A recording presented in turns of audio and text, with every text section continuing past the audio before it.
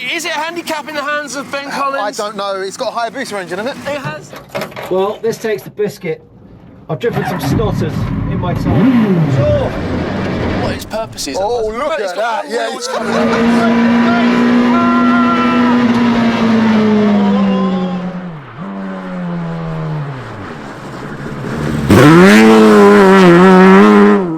The Stig, you did a 1. He's heard this before.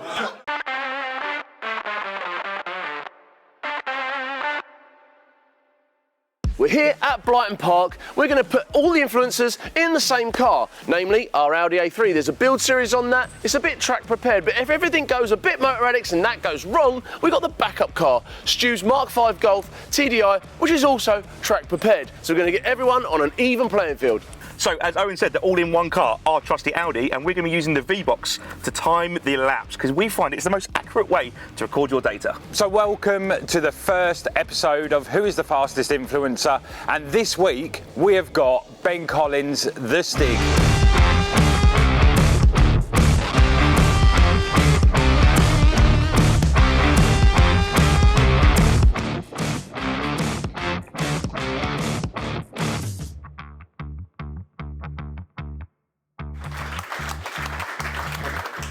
So, Ben, thanks for making time today. Thank you for having me. And come along to see us at Brighton. Lovely rainy day today, should be good fun. So we've got some questions for you.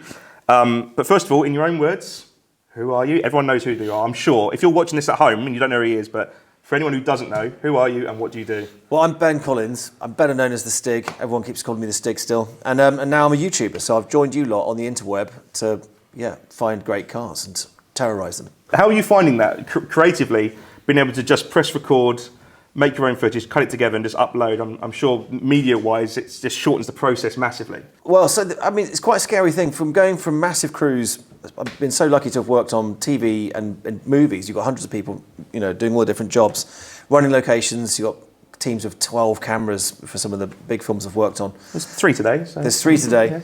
Yeah. So going from that to then doing it yourself to some extent has been quite a thing to get used to.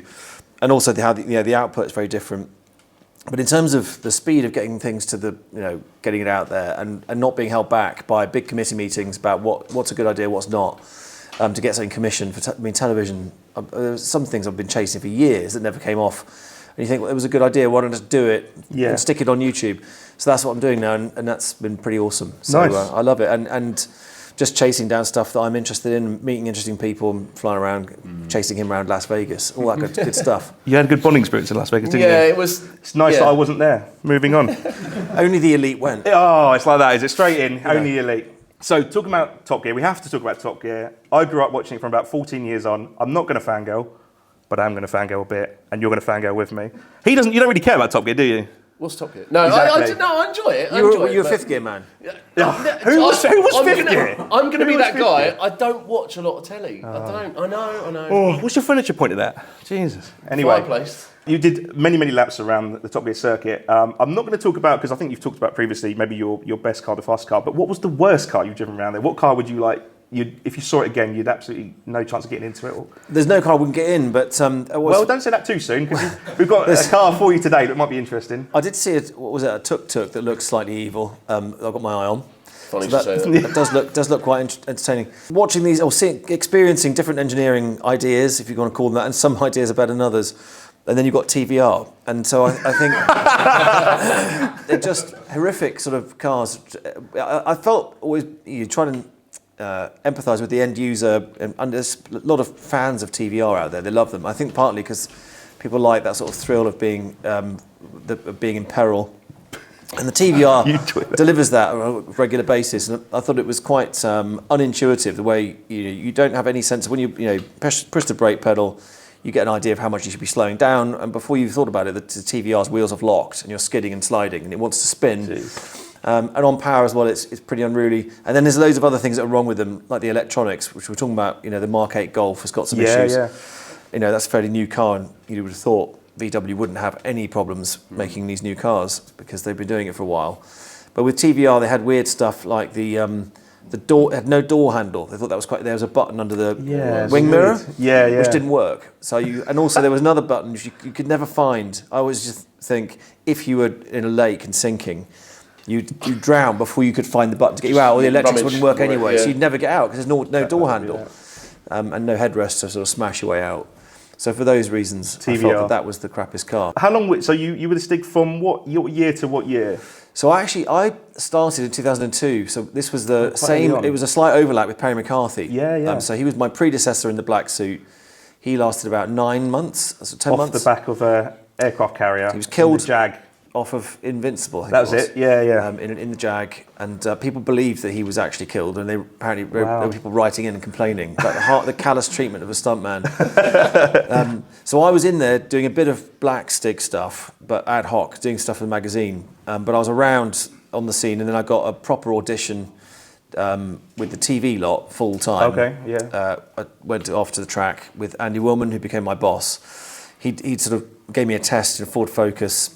Didn't really tell me if I'd done well or badly, it didn't seem to have gone that well. Didn't hear from them for about 3 months, and then it was, can you get in on Tuesday? Wow. And that was it. I started. They changed your life forever. Yeah, there's a white suit and a helmet. The white suit didn't fit.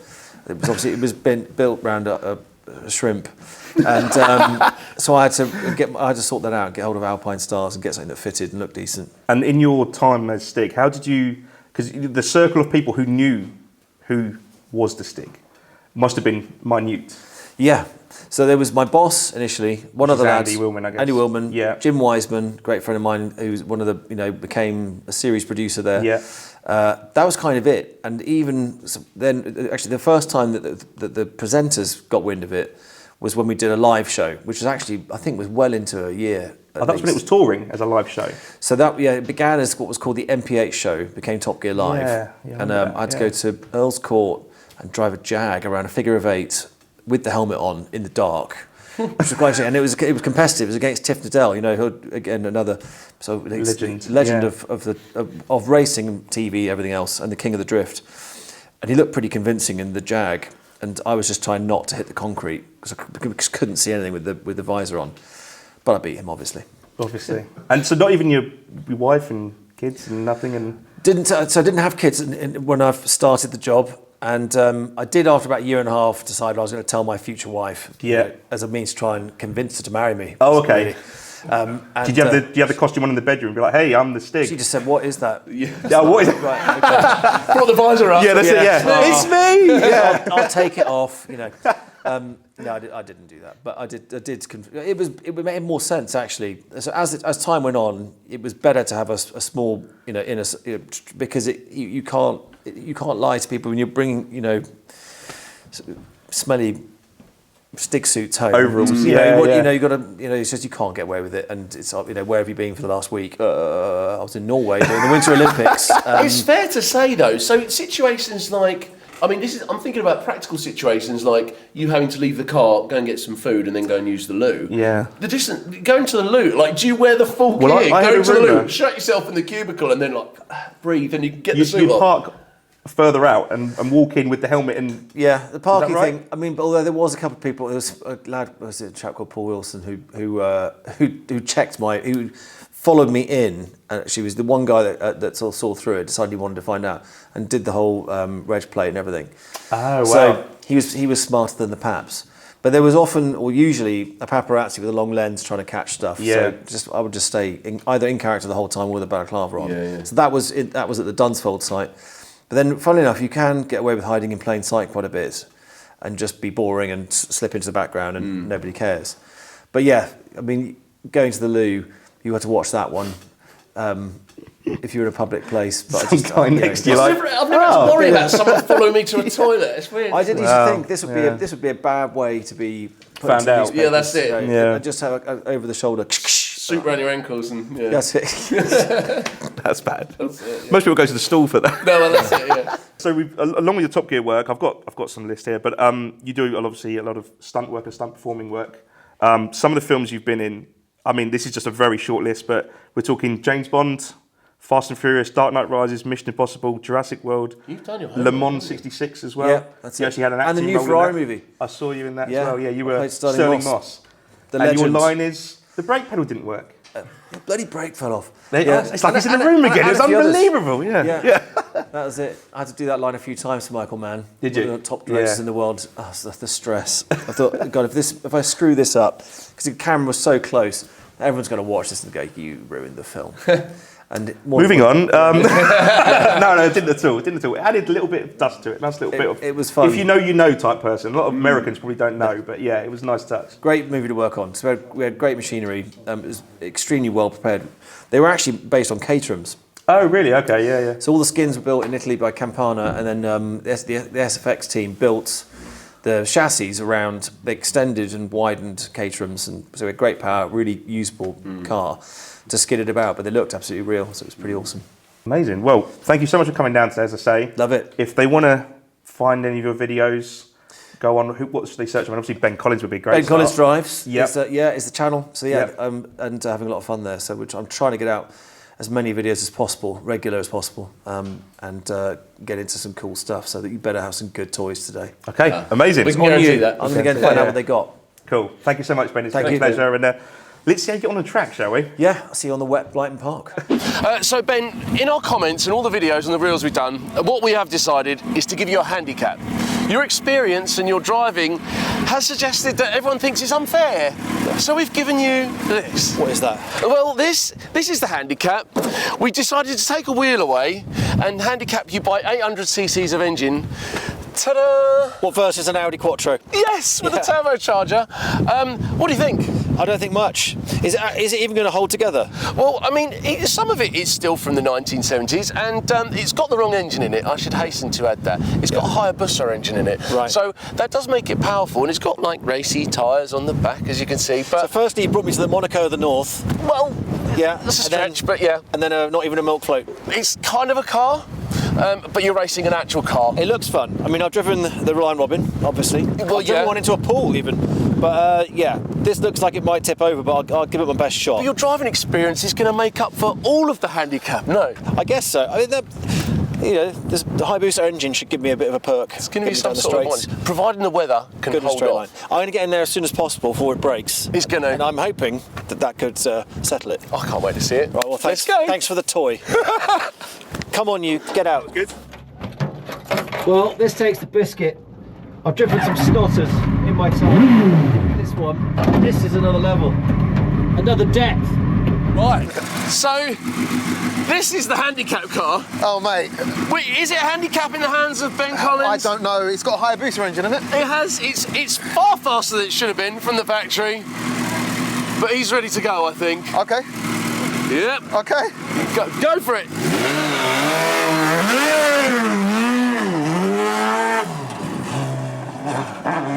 Well, Oh, there we go. All right. I was going to say, if he can find the gear, but to tell the truth, I still think this is the Stig we're talking about. It is, you know, he's got so much experience. Come on, little beauty. Don't tip over. Don't tip over. These seatbelts, they're kind of like a bra. I will handicap him by putting him in a car with three wheels, but really, Oh, he'd probably go quicker. Exactly. Less weight in it, 3 wheels. it's on track tyres, and the power to weight of that is It's still a gotta be fast insane. car. What Anyway. kind of power is it? I think they're like 180 horsepower.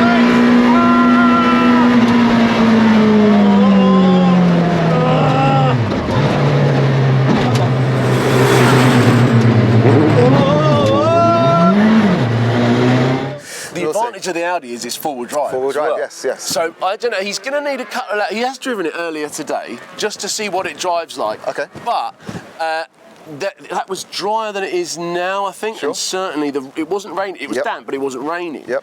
But I think, yeah, in terms of handicap, I think the Audi's like 220 horsepower. Okay, but power to weight now, we're talking he's up. But again, corner speed in the Audi is going to be more than that. I'd assume it's 3 wheels. Yeah. You'll flip that. And it's still got the original front tyre. Ben doesn't know this for the record. It's still got the original Piaggio front tyre on it. No so way. It's not meant to Rated corner. to like 20 mile an hour. Yeah, exactly. It's supposed to corner around the streets of Italy or wherever just to deliver like groceries and whatnot.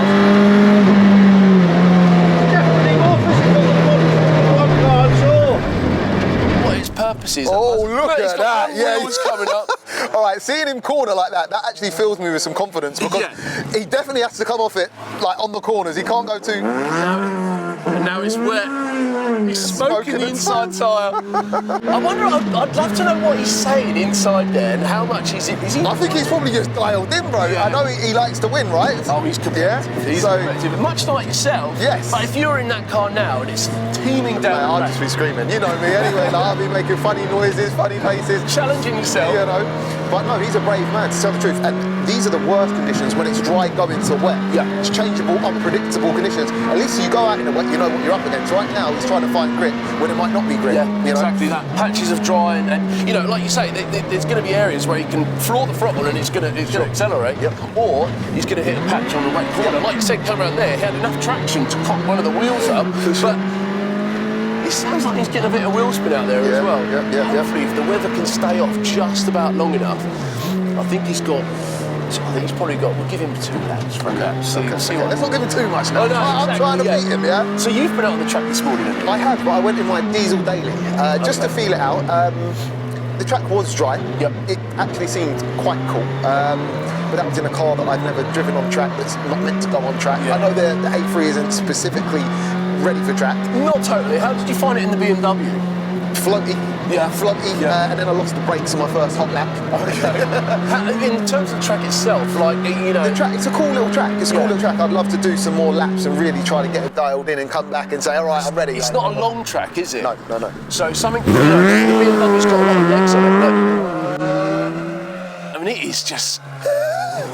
He seems to be pretty taking it confident, easy, though, he's to be taking it- fair. It seems like it's slippery out there. It is. You I can think just tell he's taking it It's very obviously easy. getting worse. Yeah. He's either doing one or two things. He's either really enjoying it and thinking how unusual this is, or he's cursing us Yeah, why? for putting him in a 3-wheel car.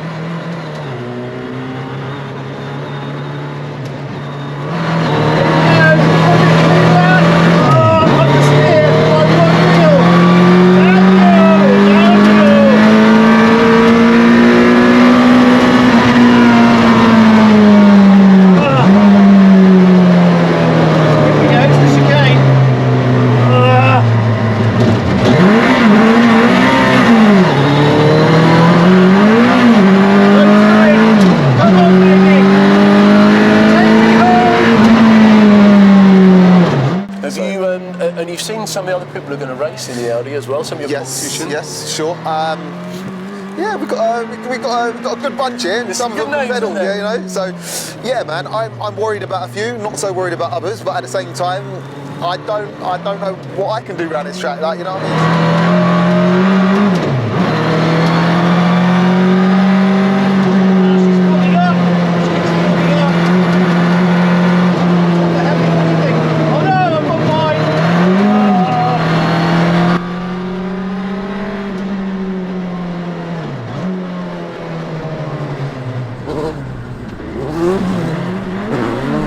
Look at it, it's kind of staying on 3 wheels. Yeah. Here we go. I wonder if he's getting used to it now. Because he's still, Yeah, some of just the feeling it corners out. look like he's taking it Yeah. quite gingerly, but They do say the smoothest laps sometimes are the fastest laps. It's the Yeah. ones that look crazy that, yeah, they look cool, but you're not it really doesn't that necessarily efficient. mean you're Yeah. going quickly. Yeah. That's a physical drive. For a small car, bloody hell, you just put a lot of effort in physically just to hold yourself strong enough to try and turn the steering wheel and change gear. Not as bad as it looks, but pretty bad. Beat that, bitches! Ben, I haven't So- probably met you before. Lovely to meet you. We Nice to spoke meet on you. the phone once. But, How's it going? Very good. I want to know how it was going out there on the track for you because it There's looked a lot bit mad. going on there. I mean, it looked from my perspective, there's still dry patches on the tyres. Yeah. But how was it? I mean, how would you put that into one sentence? There's a few things I'd change with the setup, but mostly I would try and secure myself to the seat. Yeah, that's my one thing. So you're sliding around, are It's a you? big deal. And occasionally, I've got a nice bit of balance, and I'm not going. And you realize because the pedal is a step down number. Okay. The legs are all over the place. You're sort of trying to do this, but it's comedy. And I was trying to work out. Again, when I wasn't going forwards, it's because the the inside wheel was in the air. We did notice that. It hasn't got a proper diff, so it's sort of it just spins. It's out. open. I noticed they were coming around, particularly on the on this last corner here. It looked like you were taking it gingerly, but actually it looked like when I thought about it, you were trying to accelerate, but one wheel was. You were only on 2 wheels. Well, there's one of the laps. I said the banging, and the banging was the wheel returning to the ground multiple times, and you can't put the power on like that. So I was trying to work out, where to push, where to carry speed. Then weirdly, in the really quick corner, it says down. I don't know how that works. Okay. So I don't know if it would be more frightening with a lock diff. Okay. A little like that. Yeah. I think there's a chance you might just tip it over. Anyway, that was my best shot. Okay. But yeah. I'm hoping that Mother Nature is going to. Yeah, does the rest, eh? She's going to have a hand in the steering as well. I mean, we know there's only one wheel on the front of it. Did you find that the steering is there any steering input? Is it quite positive? No, I mean, primarily the wheel's there to hold you in the car. Yeah. But yeah, no, it's surprisingly good. I'll tell you the braking is quite good. Oh, really? Interesting. But you do lock that front wheel, and it doesn't seem to have a big effect on the thing at all. It's still sort of You're stops carrying in a the straight same. line. Yeah. But no, I mean, comparison to a 4-wheel drive Audi, I'm not really sure. Right. I think it's just going to monster it. I think we'll find out. Along the back straight, it looks quite quick though. It's quick. To be fair. It's really quick in a straight. Again, there's a lot going on to get yourself back around, get your foot to the floor, get the next gear. So I was all between 3rd and 4th. Okay. But It's so I'm training for this all my life. Well, yes, it's all you've been working towards. I'm sure you're going to find. Right, okay, well, we're going to find out how everyone else gets on, I think.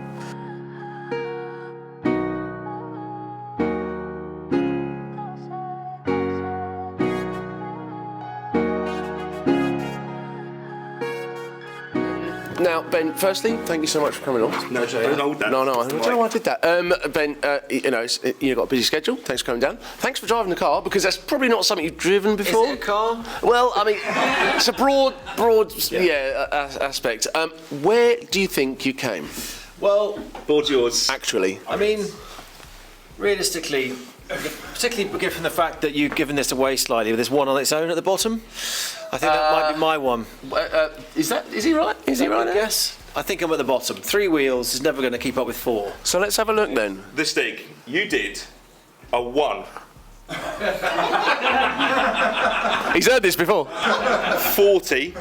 All right. It's not bad, is it? 3.2. For a Liana at Dunsfold. Round of applause for the Stig in the Tuk Tuk. Come on! So we don't actually know how good or bad that is. I do. I think it's brilliant. It's fair to say. Do you think that Stig was at a disadvantage? Yeah, I think. It was the best I could do, wasn't it? You did really well. That thing is not easy to look at, let alone drive. Yeah. So, yeah. When the wheels started coming up off the ground, I thought I'd reached my limit. It is what it is. But, I dried the track out for them. Yeah, 100%. Prepared it. It's worth noting as well that something that Ben pointed out, the car's got an open diff, so as soon as it cocks a wheel, you've got no drive, because the inside wheel is just spinning. So we should probably see who are... Anyway, we should thank you, Ben. Manners, son. Yes. It's a benchmark. It is a benchmark. Yeah, thank you so much. In something like a car, it is a benchmark. Yeah. However, everyone else had a track-prepared 4-wheeled car. Yeah. So that is our time for today. That concludes this episode. Thank you very much for coming down. Next on the fastest influencer / YouTuber. Yes. Will be Jamie from Officially Gas. So make sure you subscribe to the channel. Make sure you check in for the next one, because that's who's going up. Tippy the time. Well, there you go. Thanks very much. Cool. That's the end of that one. Thanks, Ben. Thank you very much.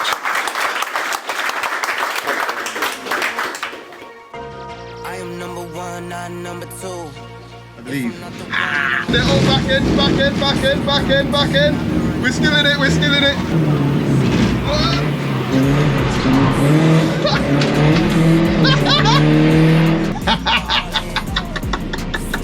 Yeah, I'm all in, been ballin'. I'm winning, get buckets from the court side to the nosebleeds, yeah, they love it. I'm winning, get buckets from the first in and the last out, see me coming. Is it a handicap in the hands of Ben Collins? I don't know. It's got a Hayabusa engine, hasn't it? It has. Well, this takes the biscuit. I've driven some snotters in my time. Sure. What its purpose is? Oh, look at that. Yeah, it's